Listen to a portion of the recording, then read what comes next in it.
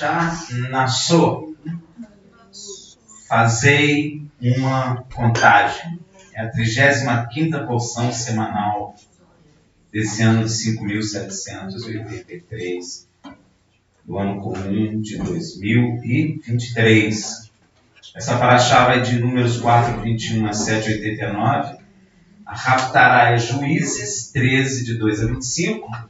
E a porção Berit Hadashá é Lucas 13, de 1 a 14, 35. Amém? Hoje nós vamos falar da porção Berit Hadashá. Eu já falei sobre este assunto, mas eu vou falar de novo. Porque às vezes a gente escuta as pessoas falando as coisas e a gente fica um pouco preocupado. Lá em Lucas diz assim, Lucas 13, de 10 a 11. Yeshua estava ensinando numa sinagoga no Shabat. Estava ali uma mulher que tinha um espírito de enfermidade. Olha, existe espírito de enfermidade. Olha que coisa. Havia já 18 anos. Para pensar. 18 anos havia naquela mulher um espírito de enfermidade. E ela andava como? Encurvada. Que coisa terrível. E não podia de modo algum endireitar. Primeira coisa, Yeshua estava onde? Numa igreja? Não. Yeshua estava numa sinagoga. No domingo? Não. No Shabat. Porque Yeshua é obediente aos mandamentos de Deus. Então a primeira coisa que me chama a atenção é a segunda, é que existe espírito de enfermidade. Sim, a pessoa está enferma por causa de espírito. Aí, ó. É a própria palavra que está dizendo. Amém? Você vai perceber que Yeshua é chamado de Rabi na Bíblia, né? Rabi é o quê? Você pode ver em Mateus 23, 7, 26, 49, Lucas 10, 39. Significa mestre, professor, né? Título, Rabi é uma palavra semita, né? Que mais tarde se tornou conhecida como rabino, virou rabino. Então Yeshua foi um rabino, um mestre, um professor. Foi não, né? Yeshua vive de fato como um rabino judeu. Às vezes a igreja tem dificuldade de entender que Jesus é um judeu. Inclusive tem uns que têm dificuldade até de entender que Paulo é um judeu. Tem uns que têm dificuldade de entender que esse livro é um livro judeu, que só judeu escreveu. Amém? Que batismo é uma prática judaica. Tá bom? Não sei se isso choca alguns. Aqui vemos Yeshua ocupando seu lugar de mestre, ou seja, ocupa seu espaço de professor dentro de uma sinagoga. Né? Qualquer um fala lá dentro, não, meu filho.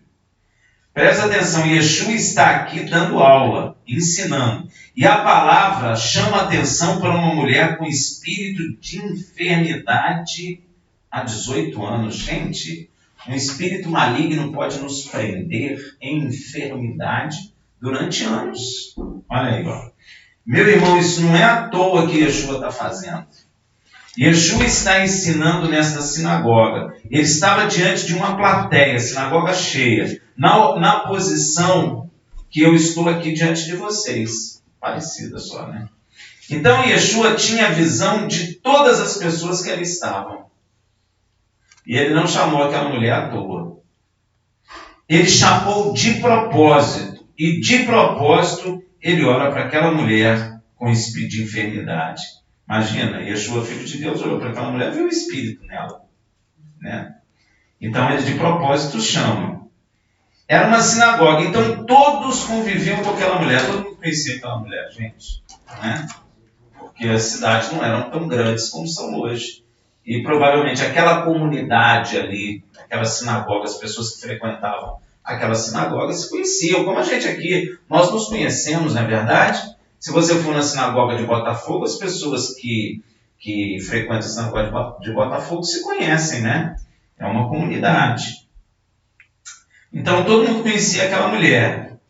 E ela, sempre curvada, já era uma situação normal para todos. Uma coisa que eu quero chamar a atenção: nós acostumamos com aquilo que a gente não consegue vencer. Então aquela mulher de 18 anos, curvada, com espírito de enfermidade, já era normal para todo mundo ali. Todo mundo já conhecia ela, ela andava encurvada, todo mundo cumprimentava ela, todo mundo via ela entrar e sair na sinagoga, mas era comum já. Era normal, 18 anos, né? Quantas pessoas estão dentro da igreja com problema assim? Hein? Tem um monte de pessoas que tem problema assim na igreja. Então Yeshua a chama e ela encurvada se levanta de seu lugar em que estava. Você pode imaginar a situação, a sinagoga cheia, aquela mulher encurvada, eu não sei se ela era miudinha, como é que ela estava, só Yeshua, filho de Deus, né, olhou para ela, viu o Espírito nela, encurvando, forçando a coluna dela para baixo, e aí ele chama aquela mulher. Você pode imaginar aquela mulher levantando no meio de todo mundo ali, cara? Ou o que ela pensou quando ele chamou, não é? Será que ela imaginou que ela seria liberta daquela enfermidade? Será? Talvez não, porque já era comum. Talvez ela levantou, ele chamou, ela levantou. Talvez ela não tivesse nem ideia. E curvada caminha até Yeshua. E é óbvio que Yeshua tinha em seu coração ensinar algumas coisas importantíssimas, até para nós hoje, usando aquela mulher. Veja em Lucas 13:12. Vendo a Yeshua, chamou-a e disse-lhe: mulher, está livre da sua enfermidade. Meu Deus, imagina. Yeshua não bateu o tambor, não gritou, não pulou, não assobiou, não deu volta, não fez nenhum espetáculo. Apenas chamou a mulher veio andando e ele falou: mulher, tu está livre da tua enfermidade. Então Yeshua, num ato de misericórdia, impõe-lhes a mão. Yeshua impôs a mão sobre ela. Lucas 13:13.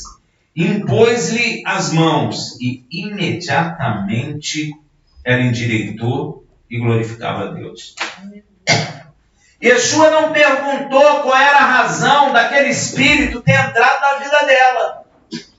Muitas das vezes a gente fica procurando a razão, mas Yeshua não perguntou. E eu vou dizer uma coisa para você: Yeshua devia saber a razão. Ele conhece todas as coisas.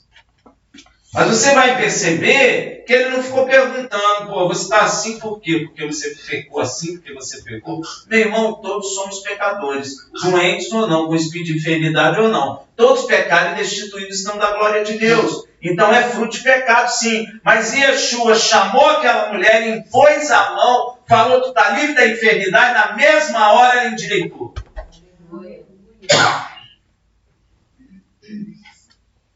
E na mesma hora ela glorificou a Deus. Você imagina, dentro da sinagoga, pessoas que conheciam ela há 18 anos, né? Há 18 anos, aquela mulher de repente se levanta. Olha aí, ó. E a palavra é essa: imediatamente a mulher se endireitou. Tem alguma coisa errada conosco, não tem? É óbvio que tem. Primeiro, ele quer ensinar para todos os que cremos nele o que está escrito em Marcos 16, 17, 18. E estes sinais acompanharão os que crerem. Olha a responsabilidade. Em meu nome expulsarão demônio, falarão novas línguas, pegarão em serpentes, e se beberem alguma coisa mortífera, não lhes fará dano algum. Não é beber por vontade própria, não. É sem querer. Como Paulo foi picado por uma serpente, sem querer. Todo mundo esperou que ele morresse. Mas ele sacudiu a serpente no fogo e não aconteceu nada com ele. Porque Deus não permitiu. Porque isso é uma promessa. Ó, pegarão em serpente e se beberem alguma coisa mortífera, não lhes fará dano algum. E porão as mãos sobre os enfermos, e estes serão curados. E Yeshua impôs-lhe as mãos sobre ela. E ela foi curada. Veja também Lucas 10, 19. Eis que vos dei autoridade para pisar serpentes e escorpiões e sobre todo o poder do inimigo. Yeshua estava o quê? Anulando o poder do inimigo na vida daquela mulher, porque aquela mulher, 18 anos, estava presa pelo espírito de enfermidade. Eis que vos dei autoridade para pisar serpentes, escorpiões e sobre todo o poder do inimigo, e nada vos fará dano. Não tem retaliação, como a gente escuta aí os outros falando. A autoridade que Yeshua nos concedeu não permite que o inimigo faça retaliação na nossa vida. Só se tivermos em pecado. Só se tivermos brecha. Se não tivermos, o inimigo não tem autoridade nem poder de ir contra nós. É o que está escrito aqui, ó. E nada vos fará dano. Nada. Nada é nada. Pode juntar todos os demônios que caíram, que ainda assim nada eles podem fazer contra nós. É o que Yeshua falou. Segundo, Yeshua quer, em meio a este milagre, a esta maravilha, que fosse externado o grande erro no coração de Israel a respeito do dia de Shabat, que é um problema até hoje, né? Shabat é um problema não só em Israel, mas também na igreja de Mashiach. Não é verdade? É um grande problema isso. Problema que até hoje existe e persiste, inclusive na igreja que está buscando retornar para a obediência dos mandamentos. Primeiro, que a igreja acha que o mandamento de Deus acabou. Né? Esse é uma barreira. Segundo, é o Shabat. Né? Ninguém questiona: não matarás, não roubarás, não adulterarás, não fará imagem de escultura. Ninguém questiona isso. Mas o Shabat, todo mundo questiona. Será por quê? É um problema, porque a igreja toda guarda domingo. Ainda fala que domingo é dia do Senhor. Não é? Então, até a igreja que está retornando à prática correta do Shabat tem problema. Veja como Yeshua é um excelente mestre. Ele então provoca a manifestação do chefe da sinagoga. Você acha que Yeshua não sabia disso? Quando Yeshua curou, queria provocar o rabino lá, o chefe da sinagoga? Claro que sim. Veja em Lucas 13,14. Então o chefe da sinagoga, indignado, ficou indignado com Yeshua. Indignado porque Yeshua curara no Shabat, tomando a palavra, disse à multidão: 6 dias há em que se deve trabalhar. Vinde, pois, neles para serdes curados, e não no dia de Shabat. O que ele falou está certo? Tá certo. Isso está na lei. 6 dias há em que se deve trabalhar. Vinde, pois, isso aqui. Aqui o chefe da sinagoga está fazendo menção ao 4º mandamento. Ele não está errado, não. O 4º mandamento, corretamente, veja em Êxodo 29. 6 dias trabalhará e fará todo o seu trabalho. É isso que ele está falando. Ele não está errado no que ele está falando. Mas a pergunta que fica é: cura é trabalho? Pois é. Eu posso mencionar o mandamento correto, mas eu não sei obedecê-lo, ou como obedecê-lo. Esse é que é o problema. Cura é trabalho? De que parte das escrituras esse chefe da sinagoga tirou que cura é trabalho? Onde está escrito que cura é trabalho? Quem já leu a Bíblia sabe que não tem. Nós já vimos na Torá que a violação do Shabat é considerada um pecado gravíssimo. A igreja não sabe disso. Se Yeshua tivesse profanado o Shabat com essa cura, então teria pecado. Então ele não era um Mashiach e muito menos o Filho de Deus. Se Yeshua quebrou o Shabat, então ele não era Filho de Deus. Porque o Filho de Deus, o Machia, não quebra o mandamento de Deus. Fala sério. E nós sabemos que Yeshua nunca pecou.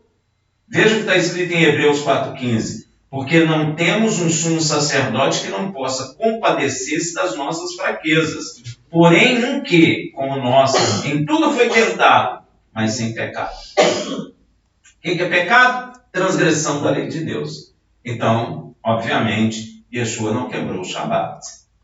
Razão pela qual se chega à conclusão óbvia de que Yeshua nunca transgrediu o mandamento do Shabat. A resposta à pergunta que fiz acima, cura é trabalho, é simples. Não existe nenhum mandamento nas Escrituras proibindo a realização de curas, expulsão de demônio ou fazer o bem no Shabat. Não existe mandamento nenhum proibindo isso. Pois cura ou expulsão de demônio de uma pessoa vai trazer descanso e alívio para ela. Imagina a mulher de 18 anos, presa por um espírito maligno, indo para a sinagoga curvada. Não sei como é que era a vida cotidiana dela, devia ser terrível, né? Eu já vi uma pessoa curvada. A pessoa, tudo que ela vai fazer, ela está curvada, gente. Para pensar, até para conversar com as pessoas. Isso aqui não levanta de jeito nenhum. 18 anos presa. Quando Yeshua curou ela, ela teve ou não teve alívio e descanso? Com certeza, não precisa nem pensar duas vezes. Então, expulsar espírito de enfermidade numa pessoa é trazer descanso para a pessoa. Na verdade, Yeshua trouxe descanso no dia do...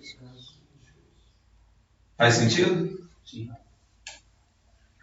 E este também é um dos objetivos de Deus, trazer descanso no dia do descanso para o homem que crê.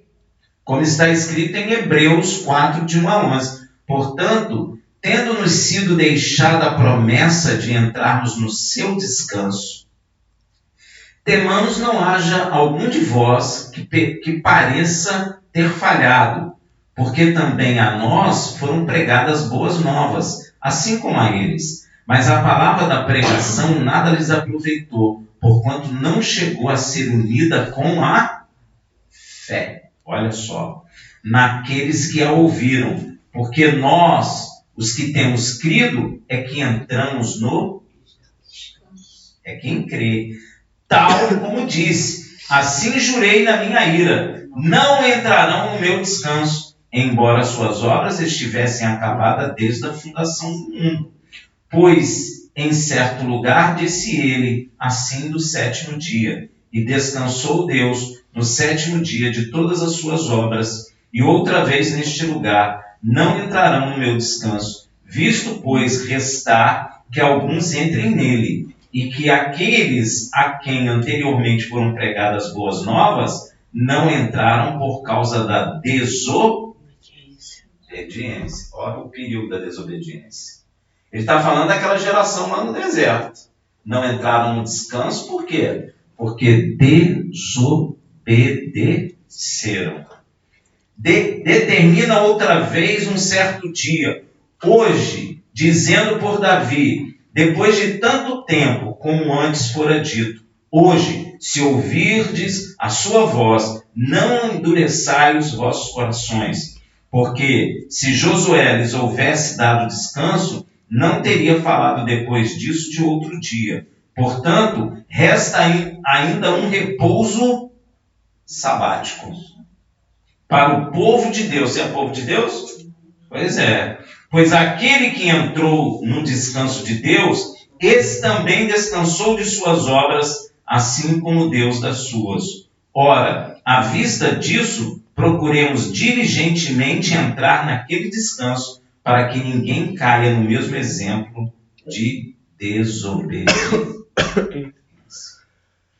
E como Yeshua também disse em Mateus 11, 28, vinde a mim todos os que estáis cansados e oprimidos, e eu vos aliviarei. Logo, se não há proibição para a cura ou expulsão de demônio ou fazer o bem na lei de Deus, tais atividades são reputadas lícitas e não constituem de maneira nenhuma transgressão ao quarto mandamento. Vemos os críticos de Yeshua em uma sinagoga levantando uma questão interessante para acusá-lo de quebra do quarto mandamento. Então, sério que é o quarto mandamento, gente. Não sei por que a igreja ainda não entendeu isso. Veja em Mateus 12, de 9 a 10. Partindo dali, entrou Yeshua na sinagoga deles, e eis que estava ali um homem que tinha uma das mãos atrofiada. E eles, para poderem acusar a Yeshua, o interrogaram dizendo: é lícito curar no Shabat? Aí, ó. A pergunta é lícito dar descanso no dia do descanso?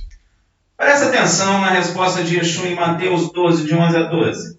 E ele lhes disse: qual dentre vós será o homem que, tendo uma só ovelha, se num Shabat ela cair numa cova, não há de lançar mão dela e tirá-la? Ora, quanto mais vale um homem do que uma ovelha, portanto, é lícito fazer o bem no Shabat. Yeshua responde. Eu não sei como as pessoas não compreendem isso. Se você não deixaria o seu animal na cova sendo Shabat ou qualquer dia, você deixaria? Você ia dizer para o boi lá: fica aí até terminar o Shabat, aí depois eu venho aí. Aí você chega lá e já morreu. É lícito você tirar o boi de lá? É. Mesmo que seja no Shabat. Poxa, se você tem cuidado do animal, então Deus não cuidará do homem? Hein? Hipócrita. Yeshua fala isso. Não é? Mais vale um homem do que um animal. Veja também em Lucas 3,4, então lhes perguntou: é lícito no Shabat fazer o bem ou fazer o mal? Se você largar o cara lá doente, você está fazendo mal. O que é lícito? Fazer o bem ou fazer o mal? Salvar a vida ou matar? Se você deixar o cara infartando lá, ele vai morrer. Sabe o que aconteceu na sinagoga? Eles se calaram. Yeshua quis ensinar que é permitido praticar o bem no Shabat. Deve-se enfatizar o ato benéfico no Shabat. Fazer o bem, salvar as vidas, curar, preservar a vida. Vale lembrar que no Shabat não é permitido a realização de trabalho. Trabalho econômico. Do que eu vivo. Está em Êxodo 20, de 8 a 11. Porém, as curas promovidas por Yeshua não são trabalhos, mas sim atos sobrenaturais de bondade que trazem o descanso para a pessoa curada. Mas se, porém, alguns julgam essas curas trabalho, então podemos deduzir pelas Escrituras que o cuidado com a vida e sua preservação prevalece sobre o Shabat. É verdade? Se a pessoa está morrendo, você tem que ajudá-la. Seja Shabat, seja domingo, segunda, terça, quarta, quinta, sexta, Shabat, você tem que ajudar. Amém, meu irmão? Como é que você vai ver teu irmão passando mal aqui e vai falar: não, espera aí. Fica aí no chão, deixa o Shabat acabar. Quando o Shabat acaba, o cara já morreu. Fala sério. Não é? Pois foi Deus quem criou a vida, então ele é preservador de vida, e a vida foi criada antes do Shabat. E Deus é, sem dúvida, o preservador da vida que criara. Tenho que fazer menção de um fato que ocorreu com os discípulos de Yeshua, em Lucas 6, de 1 a 4. E sucedeu que, num dia de Shabat, passava Yeshua pela seara, e seus discípulos iam colhendo espiga e debulhando-as com as mãos. As comiam. Alguns dos fariseus, porém, perguntaram: por que estáis fazendo o que não é lícito fazer nos Shabatot? Aqui é plural. E Yeshua respondendo lhes disse: nem ao menos tende lido o que fez Davi quando teve fome, ele e seus companheiros? Como entrou na casa de Deus, tomou os pães da proposição dos quais não era lícito comer, senão só os sacerdotes? E deles comeu e deu também aos seus companheiros? Ó, lembra dessa... Davi estava com fome no deserto, não tinha McDonald's, não tinha nada. Ele foi aonde? Foi lá no tabernáculo. Chegou lá, não tinha o que comer, mas tinha os pães da proposição, que só era permitido os sacerdotes comerem dele. Então, a resposta de Yeshua nesse episódio é de que a fome que pode levar o homem à inanição e à morte é reputada como um perigo de vida, razão pela qual aliviar a fome sobrepõe ao Shabat, pois é preservação da vida, tal como entenderam Davi e seus soldados, famintos ao comer do pão da proposição. Amém? Então, tudo que prejudica a vida está acima do Shabat. Se a pessoa está passando mal, você está no Shabat, cuida dela. Leva ela no médico, não tem problema nenhum. Ou melhor dizendo, impõe a mão e expulsa o espírito de enfermidade. Nós temos que ser ousados, não tímidos. Não é verdade? Para a glória de Deus. Voltando para Paraxá, a resposta de Yeshua ao questionamento daquele chefe da sinagoga é assim, ó, Lucas 3, de 15 a 17. Respondeu-lhe, porém, o Senhor: hipócrita. Yeshua? Mas Yeshua não está falando isso escondidinho, não. Ele está falando da sinagoga. Hipócritas, no Shabat, não desprende da manjedoura cada um de vós o seu boi? Ou o jumento para o levar a beber? E não devia ser solta desta prisão no dia de Shabat, esta que é filha de Abraão, a qual há 18 anos Satanás tinha presa? Olha aí, que coisa tremenda. E dizendo ele essas coisas, todos os seus adversários ficavam dizendo o quê? Ó, os caras não iraram. Ele e essas coisas, todos os seus adversários ficavam envergonhados. E todo o povo se alegrava por todas as coisas gloriosas que eram feitas por ele.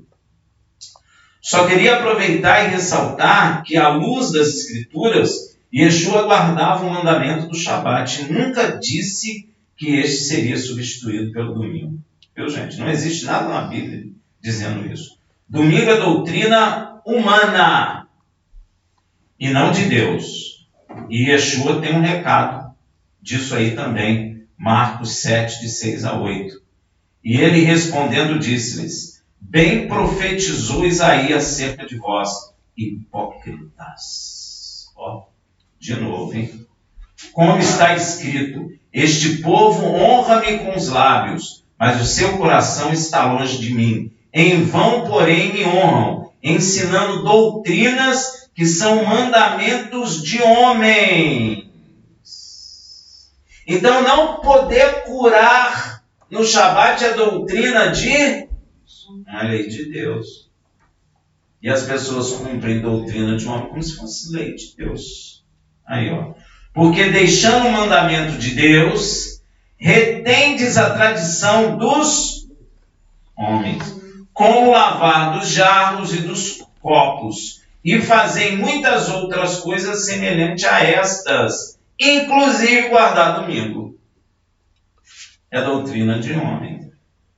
Não adianta a igreja espernear, falar que não é, porque eles estão errados, e o recado é: hipócrita é o Senhor, por favor. Amém? E Yeshua assim percorria as cidades e as aldeias, ensinando como um mestre que é. Veja Lucas 3, 22. Assim percorria Yeshua as cidades e as aldeias, ensinando e caminhando para Jerusalém. E fizeram uma pergunta a Yeshua, lá em Lucas 3, 23. E alguém lhe perguntou: Senhor, são poucos os que se salvam? Ao que ele respondeu. Na realidade, tem gente que faz essa pergunta até hoje. Yeshua responde, mas faz assim mesmo. A resposta de Yeshua a essa pergunta está em Lucas 3, 24. Ó, porfiai por entrar pela porta estreita, porque eu vos digo que muitos procurarão entrar e não poderão. Para que você quer saber a quantidade de gente salva? É isso que Yeshua está dizendo. Luta por você, para que você entre no caminho e na porta estreita. Porfiai, lutai para você entrar, porque muitos vão tentar e não vão conseguir. Então, para que você quer saber a quantidade? Amém? E se torna mais esclarecedora lá em Mateus 7, 13, 14. Entrai pela porta estreita, porque larga é a porta e espaçoso o caminho que conduz à perdição. Muitos entram no caminho da perdição. Muitos. Olha o perigo. Muitos são os que entram por ela. E porque estreita é a porta e apertado o caminho que conduz à vida, poucos são os que a encontram. Ó. Muitos vão se perder, meu irmão. Muitos. Sabe por quê? Porque o caminho da perdição ele é amplamente grande. E vou dizer a você, lindo, de céu azul, não tem tropeço, não machuca, você vai que vai, mas é muita gente que vai. Agora, o caminho da salvação, o caminho da vida, precisa ser encontrado. Ele é um caminho lá vai um, machuca a perna quando você entra nele.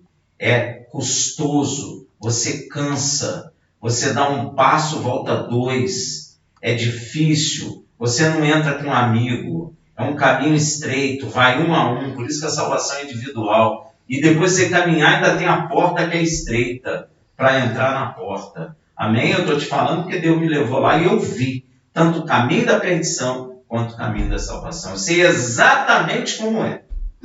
Amém? É assim mesmo como o Senhor está falando. Então, a resposta é, são poucas as pessoas que se salvam. E você precisa porfiar, lutar. Porque a salvação tem caminho apertado e porta estreita. E Yeshua complementa dizendo que a salvação, além de ser um caminho estreito e porta estreita, tem um tempo determinado para fechar a porta. Não é de qualquer maneira que você vai ser salvo.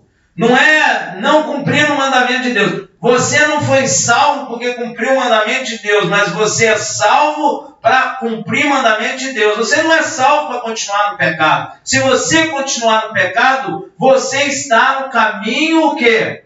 Largo. Você vai de qualquer jeito. Pessoa tatuando, prostituindo, adulterando, fumando, nada é pecado. Aí vai um monte.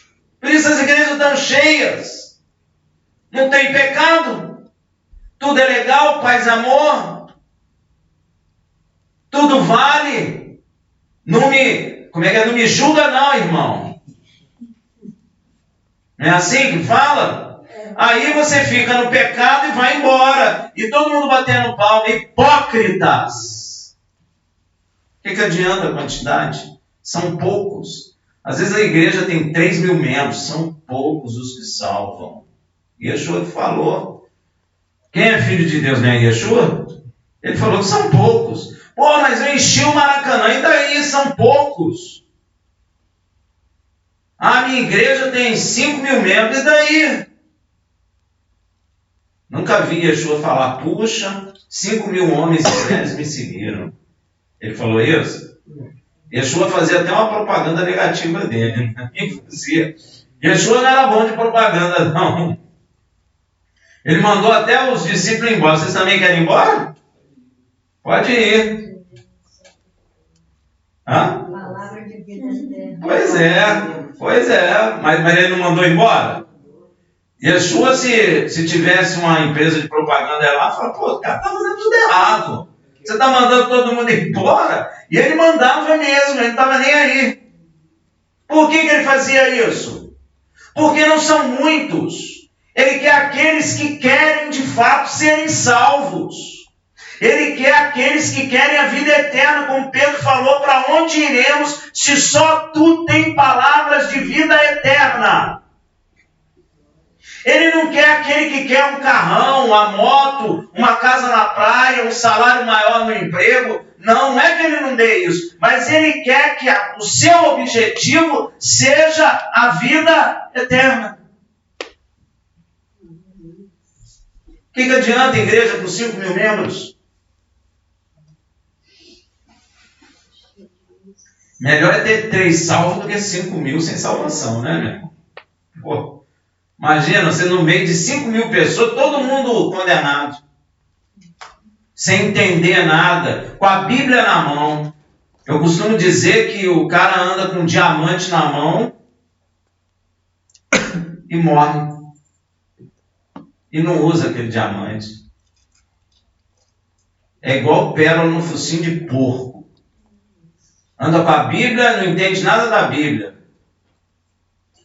Isso é muito triste, meu irmão. Muito triste mesmo. É eu te dar a chave da mansão e você dormir debaixo da ponte. Exatamente isso, meu irmão. Te deram a chave para você dormir na mansão, você dorme debaixo da ponte, sem tomar banho, sem ter comida, porque não consegue abrir a porta. Mas está com a chave. Mas e daí? A Bíblia tem uns textos tremendos, meu irmão. Mulher formosa que se expõe é como pérola no focinho de porco. Tremendo isso, né? Acha que está abafando. Então, meu irmão, às vezes as pessoas estão com a Bíblia na mão, com a chave na mão, mas não entendem nada. Vão para a igreja, tudo pintado de preto, com um monte de luz piscando, todo mundo gritando, todo mundo alegre e sendo empurrado para o inferno. Todos. Isso é triste, meu irmão. Muito triste. Muito triste mesmo. São poucos os que se salvam. E olha, tem tempo determinado, Lucas 13:25, quando o dono da casa se tiver levantado e cerrado a porta, e vós começardes de fora a bater a porta, dizendo: Senhor, abre-nos. E ele vos responder: não sei de onde sois. Yeshua está reafirmando uma coisa já anunciada por Deus lá em Isaías. Olha como Deus é, lá em Isaías 55:5. Buscai ao Senhor enquanto se pode achar, invocai-o enquanto está. É sinal que o negócio vai acabar. É sinal que a salvação tem um limite. E as pessoas não estão entendendo isso. Então, na graça faz amor, pode tudo, vale tudo. Veja também o Salmo 32, de 2 a 5. Confessei-te o meu pecado, e a minha iniquidade não encobri. Disse eu: confessarei ao Senhor as minhas transgressões, e tu perdoastes a culpa do meu pecado. Pelo que todo aquele que é piedoso, ore a ti. Há tempo de poder achar, há tempo. Tem tempo para tudo na terra. A Bíblia não fala isso? Tem tempo para nascer, tempo para crescer, tempo para estudar, tempo para brigar, tempo para abraçar, tempo de guerra, tempo de vida, tempo de morte, tempo de tristeza, tempo de alegria, tem tempo para tudo. Então também tem tempo para a salvação fechar a porta.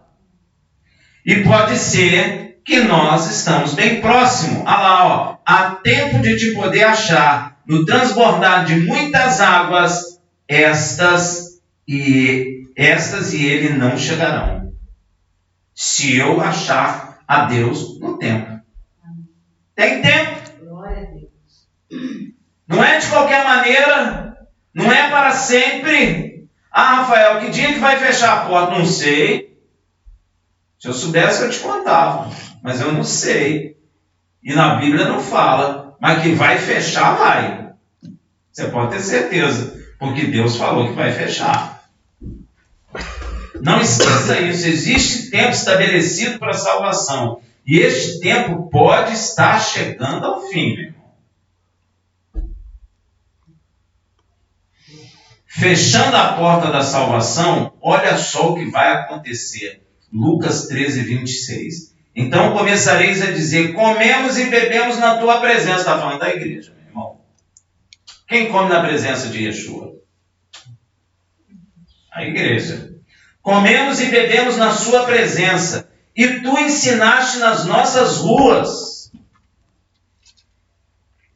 Olha o clamor aqui, ó. Senhor, abre-nos. Olha a resposta. Não sei de onde sois. Acabou. Acabou. Lembra de Noé? Porta fechada. Quando fechou a porta, meu irmão. Por fora. Olha, você podia ser atleta nadador de piscina de 100 metros, que tu ia morrer afogado. Acabou. É a mesma coisa. Uma hora a porta vai fechar.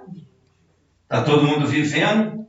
Eu não sei se você já percebeu, nós somos iludidos desde que nascemos. E vou dizer, gente, nós somos hipócritas. Eu estava pensando nisso hoje. Sabe por quê? A gente não pensa na verdade, pensa?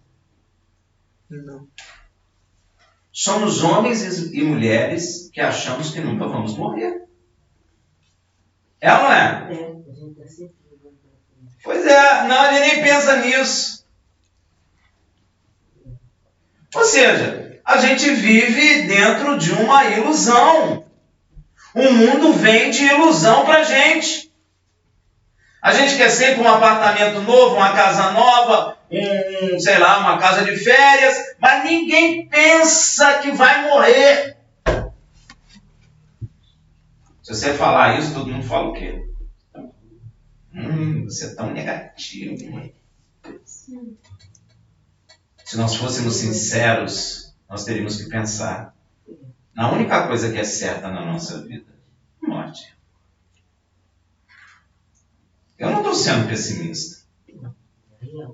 Isso é uma verdade. Queira ou não queira. Queira falar ou não queira falar. Queira esconder, viver nessa ilusão aí do mundo. Porque quando a gente é muito novo, a gente acha que a gente nunca morre. Isso é uma ilusão, meu irmão. Isso é uma ilusão. Aí quando morre alguém, é um impacto porque nós não estamos vivendo com o olho na verdade. Não adianta, meu irmão. Pode ter, sei lá, 1 ano não, mas pode ter 10 anos.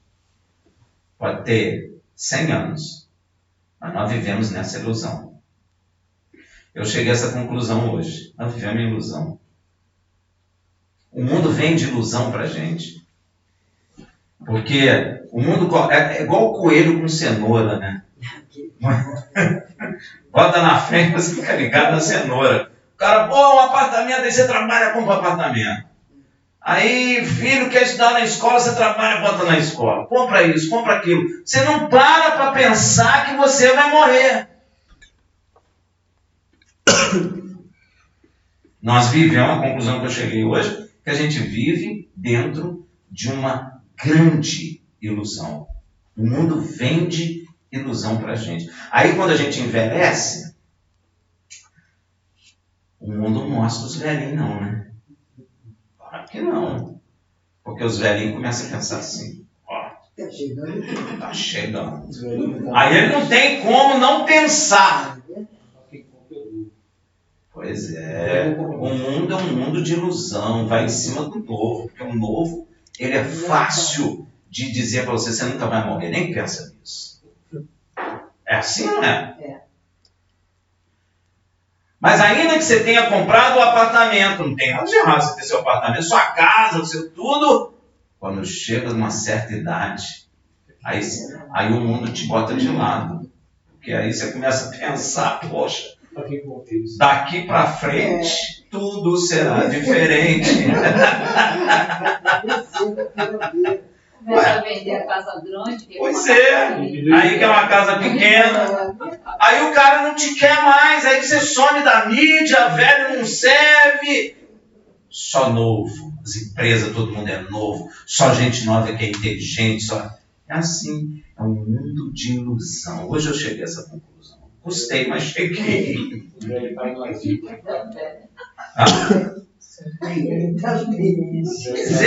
Mas a coisa mais certa, não é que você vai passar em concurso, não é que você vai ser um grande homem, uma grande mulher, não é nada disso, vai ser mãe, vai ser pai. A grande certeza é de que nós vamos morrer.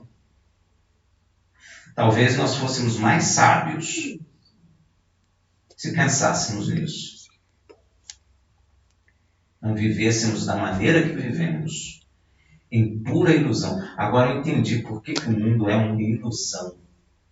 O mundo é um parque de diversões, que te ilude, mas por trás não tem nada. E quando você começa a pensar na verdade, o mundo te exclui, porque você chegou numa idade que ninguém pode dizer que você não vai morrer. Você pode até morrer com 100 anos, mas ainda tem gente que fala, puxa, ele podia ficar mais. Meu irmão, pode ficar mais, mas vai morrer. A gente até deseja que fique, mas vai morrer. Esse é um mundo de ilusão, gente. Então, a salvação tem um tempo, meu irmão. E o tempo da salvação, eu fiquei meditando nesse negócio também. Hoje eu estou meditando. Eu fiquei meditando nesse negócio também. O tempo da salvação, tem tempo para tudo na Bíblia, né? A palavra fala isso. Mas o tempo de cada um de nós é diferente. Porque, por exemplo, a pessoa que morreu hoje, acabou para ela. Porque a Bíblia diz, é dado ao homem morrer uma vez e aí vem o...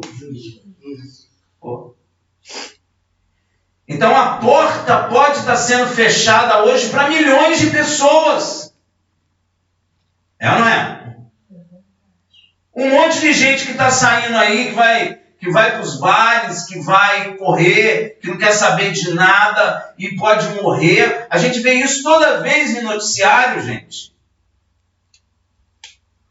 Estou englobando o mundo inteiro, você pode imaginar a quantidade de pessoas que não vão morrer nesse final de semana sem saber que existe um Deus. Além de não saber que há uma salvação, não sabe nem que existe um Deus.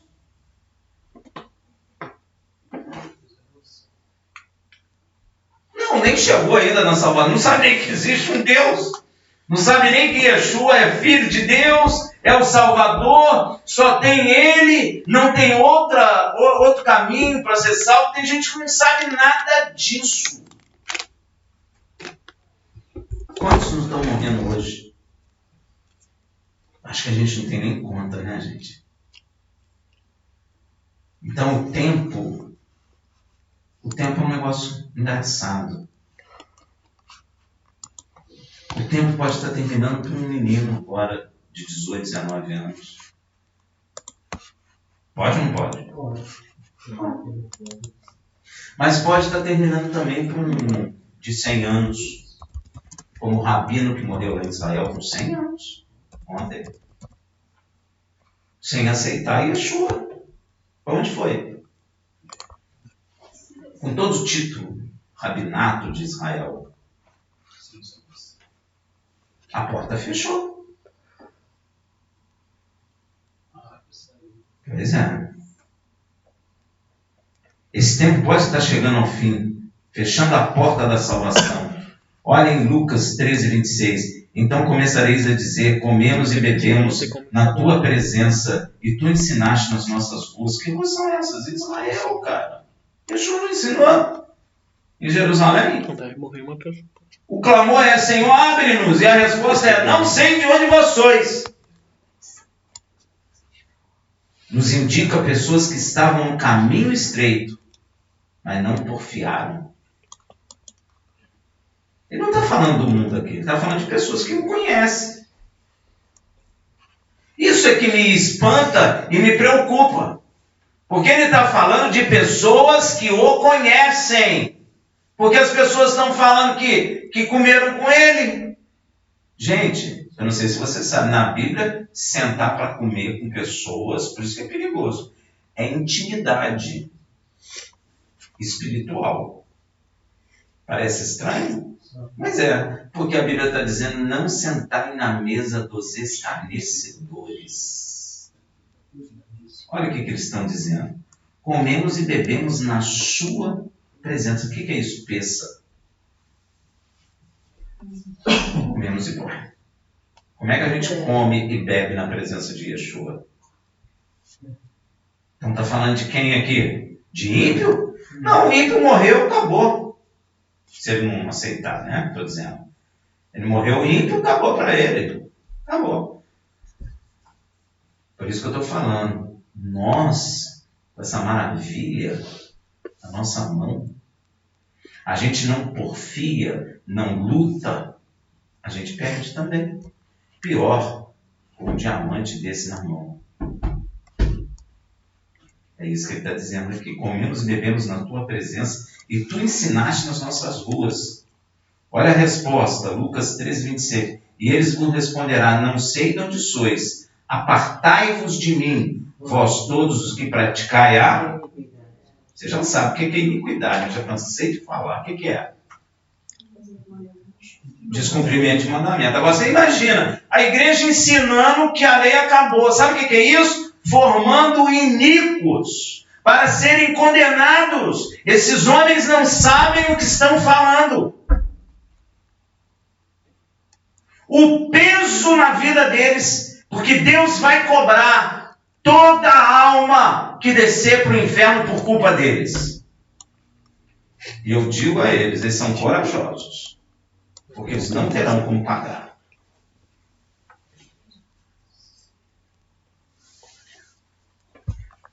Iniquidade é do grego anomos, ou seja, aqueles que não obedecem mandamento. E nosso Pai já havia revelado isso através dos Salmos.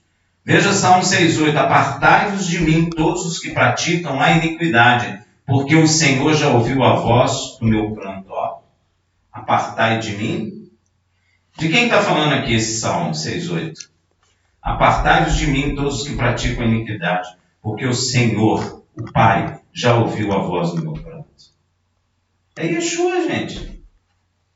E ele está falando que apartai de mim o quê? Os que praticam a iniquidade. Ou como Yeshua diz lá em Mateus 25:41, dirá também aos que estiverem à sua esquerda. Não tem nada a ver com esquerda, viu, gente? Apartai-vos de mim, malditos, para o fogo eterno, destinado ao diabo e seus anjos.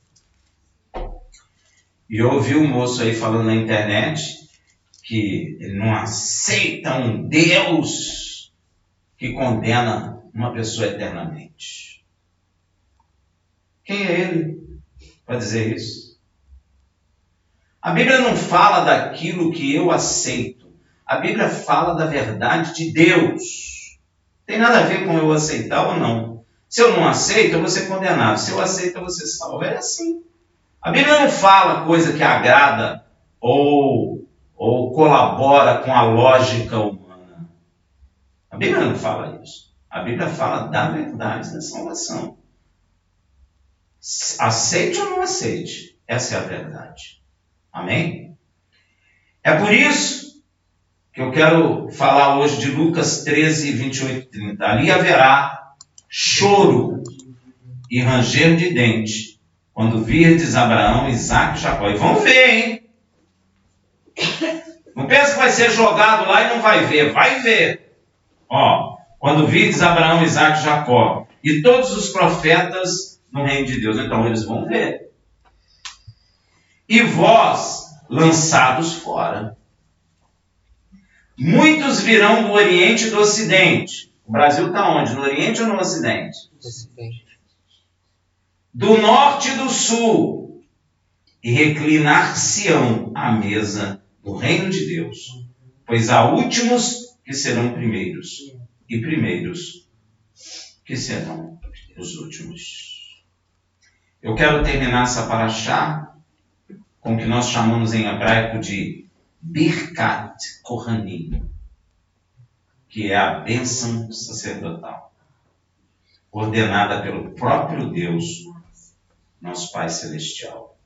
Queria que você ficasse de pé. Eu sou um sacerdote. Eu posso, em nome de Yeshua, fazer essa bênção sacerdotal. Rafael, o que você está fazendo hoje? Porque essa bênção está nessa paraxá. Entendeu? Por isso.